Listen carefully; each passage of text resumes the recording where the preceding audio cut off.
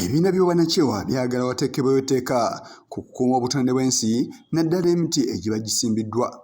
Bano bagamba nti newankubadde ng'abantu basimba emiti naye bwe watabaawo nteekateeka ya kulondoola miti gino, entuuyo z'abasimba ziba zitonyedde bwereere. Okusaba kuno kukoleddwa mu kutongoza enteekateeka ey'okusimba emiti 1,000 mu masomero agatali gamu okwetoolera eggwanga lyonna, era ng'enteekateeka eno ebadde etongozebwa ku ssomero lya Kisaasi Muslim Secondary School.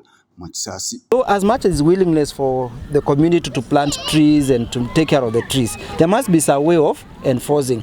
There could be various ways. That could be one of them, maybe to get a permission from the local authorities. I've seen again in another country where they have what you call community-based organizations, CBOs.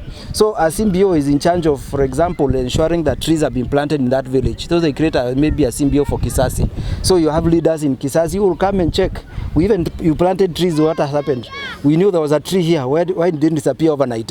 So you find everybody is concerned, because I know if your neighbor does not take care of his trees well, I will be affected as well. When the climate has changed and there is drought, it does not select one home and jump to go to the other. The entire community is affected. Omukungu wa kampuni eya Old Mucho ngeno eri mu Yinsuwa, Patrick Kimathi, asabye amakampuni awamu ne bannannyini bizinesi ezitali zimu nabo okwenyigira mu kutaasa obutonde bw'ensi, olw'ensonga nti ekituuka ku butonde bw'ensi kikosa n'emirimu emirala. To exist well without the community being well, and the community cannot be well if, for example, the environment is not well.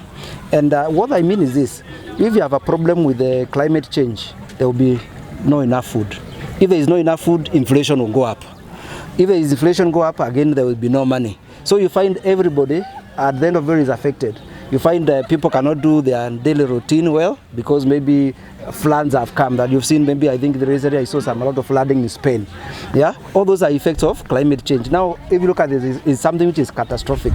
A lot of insurance companies are going to pay a lot of claims from the similar thing. Anje Ashraf owa My Tree Initiative abatandise enteekateeka eno ey'okusimba emiti mu masomero alaze ekirooto kye balina era n'ensonga lwaki basazeewo bwe bati. Ensonga lwaki tusimba mu masomero, lwa nsonga amasomero galimu abayizi ate nga gy'emiti emito.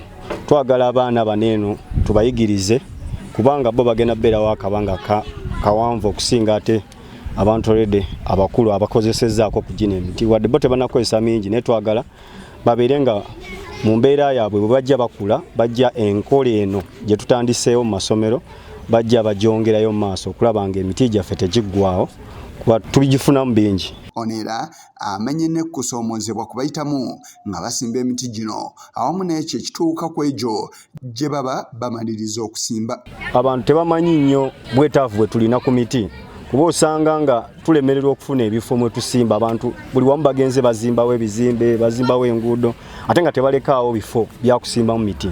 Emiti bagitema nnyo naye abasimba batono. So okusoomozebwa okwo kubeera nga tukukosa okubeera nga tetusobola kufuna etusimba.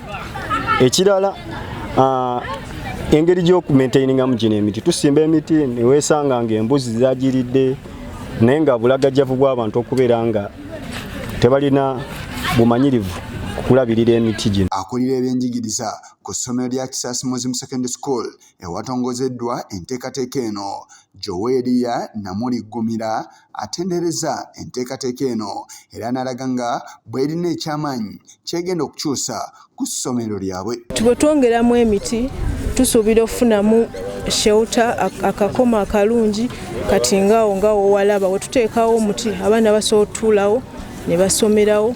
Ebibala ebirungi oyinza okubyolyawo nga tetukyasobola kuddamu okugulira abaana kedo kuba tutera obbagulira kedo nga tujjaawo fruits ng'emiyembe.